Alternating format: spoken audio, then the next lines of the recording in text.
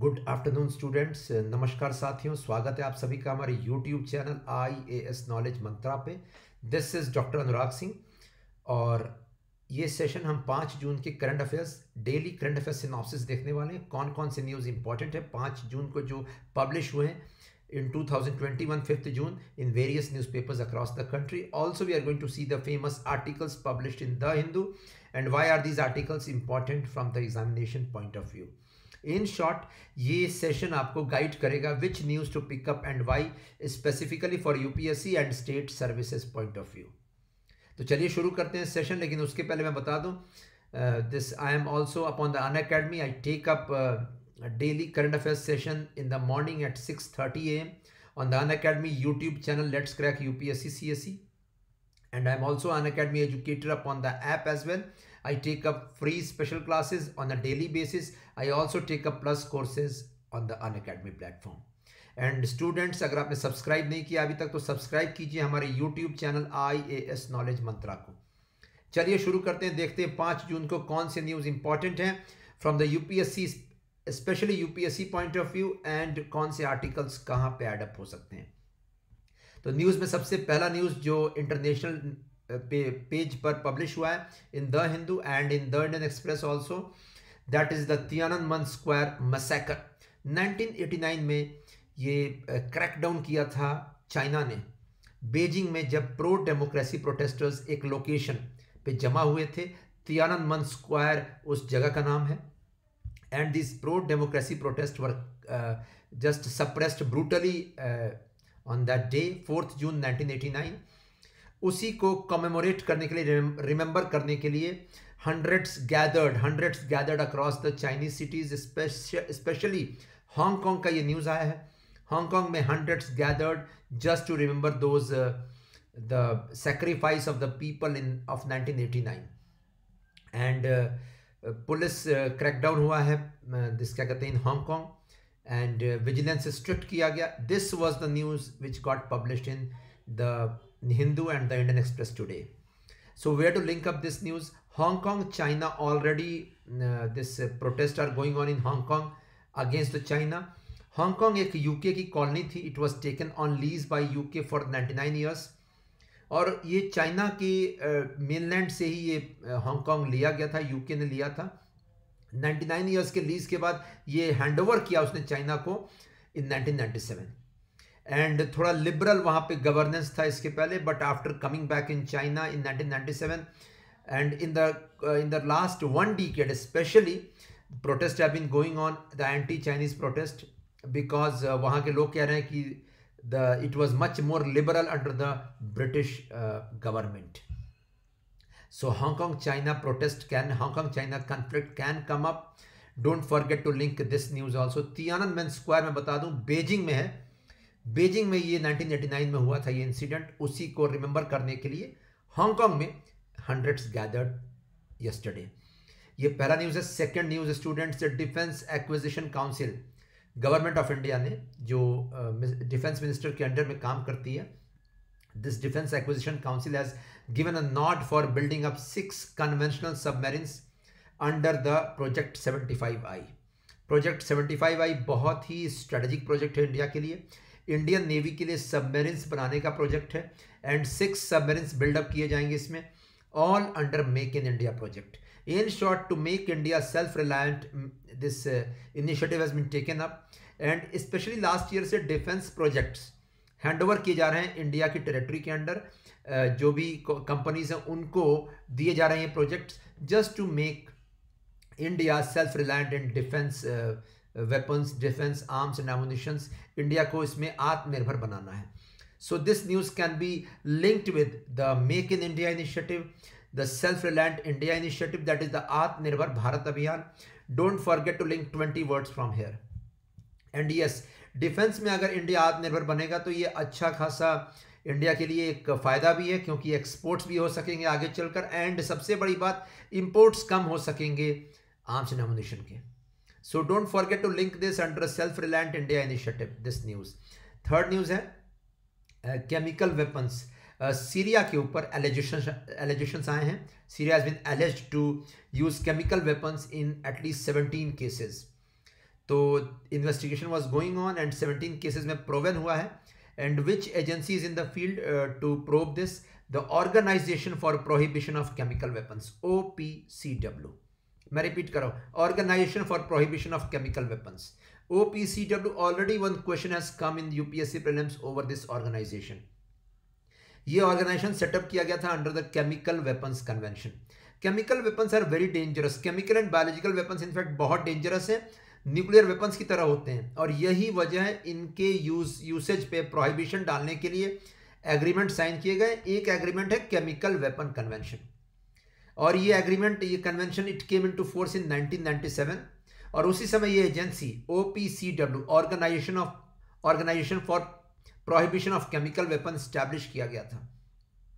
And उसके बाद से ये फील्ड में काम कर रहा है. It prohibits the usage, stockpiling and production of chemical weapons.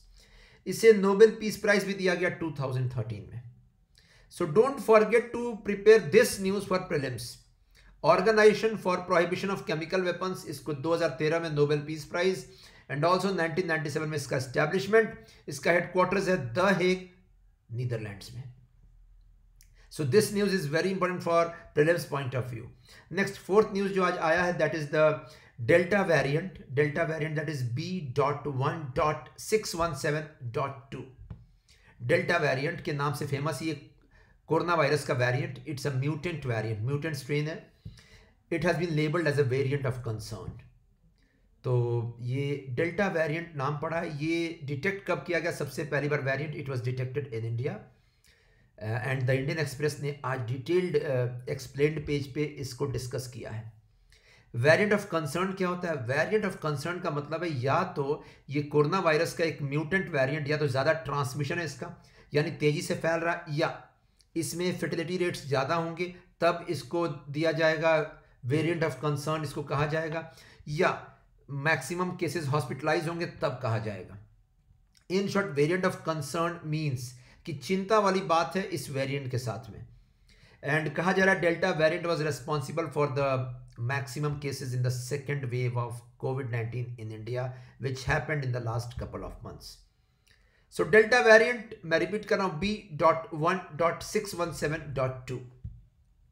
And ये न्यूज़ क्या आया है द इंडियन एक्सप्रेस में, that this has been recorded as the most common variant in UK as well. तो UK में delta variant has become very common, क्योंकि जिस क्या कहते हैं that the testing has revealed that it has spread in UK also. So don't forget to this. ये भी news prelims के लिए बहुत इंपॉर्टेंट है. डेल्टा वेरिएंट किसे कहते हैं? अल्फा वेरिएंट कह रहे हैं पहले वाले, जो पहला वेरिएंट आया था, the first variant last year, which caused infections around the world.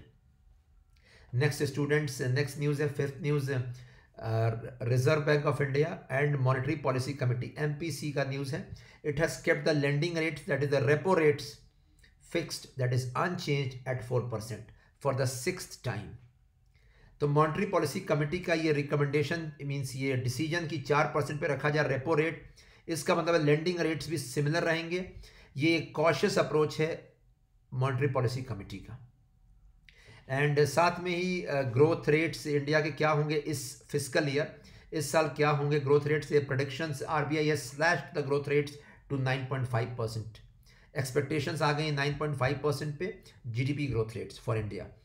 So out here ये न्यूज़ क्यों इंपॉर्टेंट है? दैट मॉनेटरी पॉलिसी के टूल्स क्या है, prepare it for prelims, because monetary policy tools especially the repo rate, the reverse repo rate, ये सारे tools के ऊपर 1 से 2 सवाल हर साल UPSC पूछता है प्रीलिम्स में. And second students, the most important point out here is that this monetary policy committee का फंक्शन क्या है, इसके मेंबर्स कौन होते हैं. Already one question was asked in 2016 prelims over monetary policy committee. तो ये तो हो गया प्रीलिम्स के पर्पज से इस न्यूज़ का इंपॉर्टेंस, एंड मेंस के पर्पज से भी. अल्टीमेटली मॉनेटरी पॉलिसी जो टूल्स होते हैं that ultimately impact the money supply in the economy. तो इस पूरे कंसेप्ट को प्रिपेयर कर लीजिएगा प्रीलिम्स के लिए. बहुत इंपॉर्टेंट कंसेप्ट है monetary policy tools. So this was the crucial news of today. इसके अलावा एडिटोरियल्स में इंपॉर्टेंट क्या है, एडिटोरियल्स या आर्टिकल्स 2 पब्लिश हुए द हिंदू में. दोनों के दोनों बहुत इंपॉर्टेंट है. आज world environment day, that is 5 June, And today one article has come up over saving biodiversity, securing the Earth's future. तो biodiversity that is the biological diversity के ऊपर ये जो आर्टिकल है that is very very important for GS paper 3 this environment and ecology perspective. Mains में GS paper 3 में full fledged question यहाँ से आ सकता है. And in this article it has been discussed the national mission on biodiversity. I repeat, the national mission on biodiversity and human wellbeing.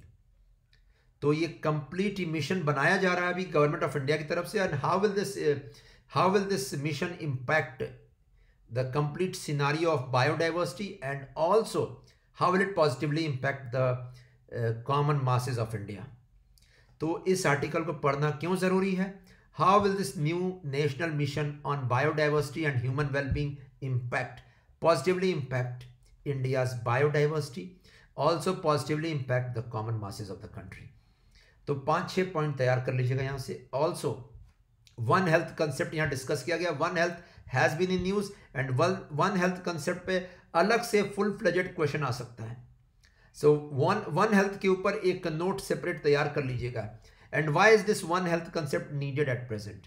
One health का मतलब होता है ह्यूमन हेल्थ के साथ में animal health and environmental health पे भी focus करना, because all of this is interlinked.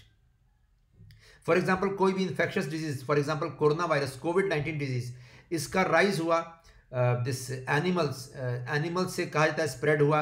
And animal health के साथ में एनवायरमेंटल हेल्थ पे भी फोकस करना जरूरी है if we have to secure the health of the citizens. So one health concept is very very essential at present.